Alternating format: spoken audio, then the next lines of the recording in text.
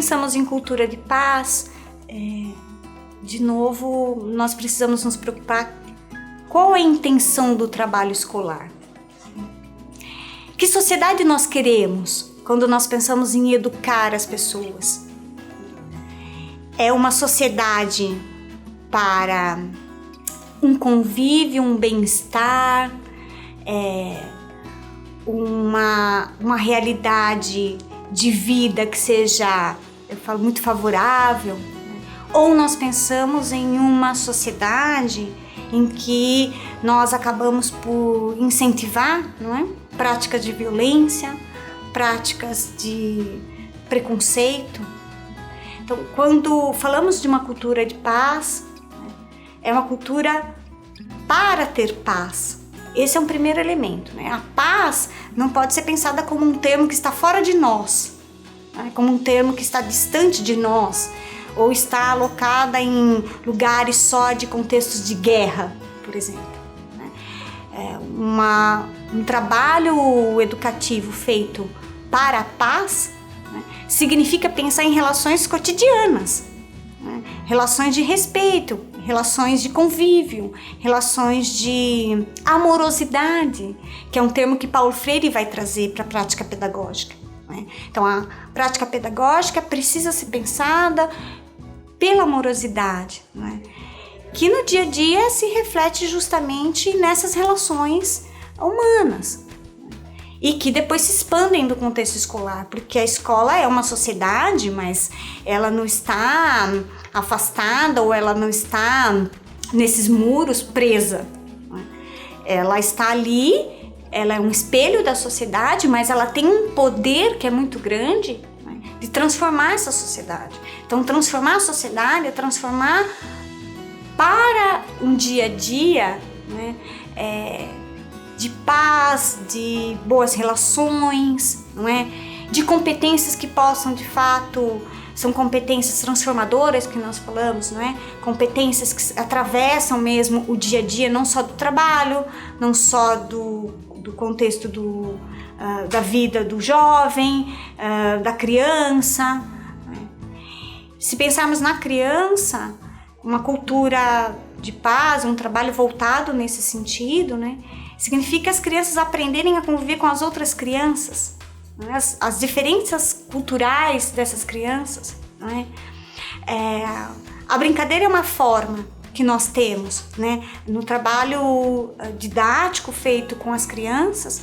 O recurso da brincadeira é um bom elemento, né, metodológico para aprender a conviver com o outro, a interagir e conviver com o outro, para um mundo melhor, né, para o respeito, né, para acolher as diferenças, conviver com as diferenças e aprender com as diferenças. Isso é fundamental para a formação humana, para uma formação integral do humano. A competição é uma coisa de uma sociedade capitalista. Nós competimos, a sociedade capitalista, ela tem esse princípio, né, da competição, porque é uma lógica do mercado, né, uma lógica de lucratividade. Agora, quando nós pensamos na educação, a educação não vai se apoiar nisso, né? Então, ela não trabalha a favor dessa lógica, né? Então, ela trabalha a favor do quê? Ela trabalha a favor de uma formação integral, humanizadora, mas não pensando em competir, né? Pensando em cooperar, podemos utilizar esse termo, né? Cooperar. É importante a gente pensar que a escola não trabalha a favor de um mercado, né? Ou para um mercado, ou para uma sociedade capitalista. O trabalho que a educação escolar faz, ela tem outras intenções, né? Então, algumas perguntas que a gente faz para que eu educo? Contra quem eu educo?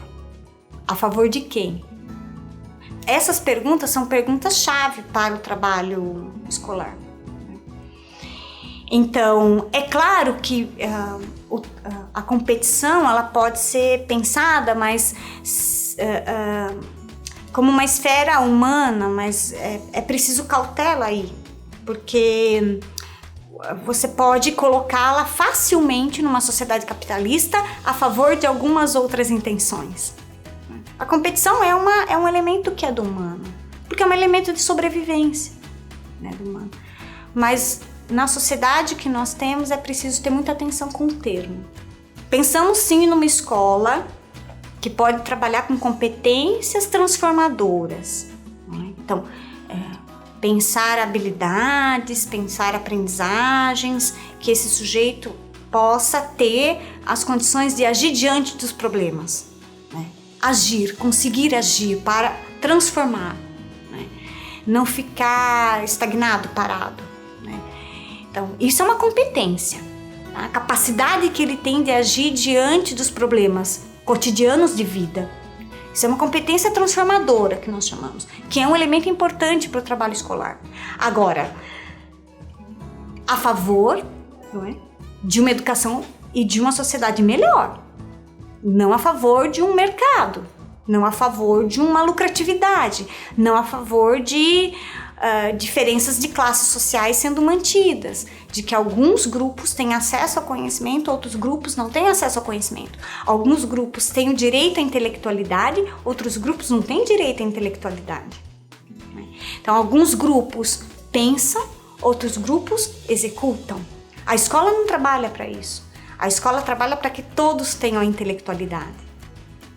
Todos possam pensar sobre a realidade, todos possam agir para uma realidade melhor.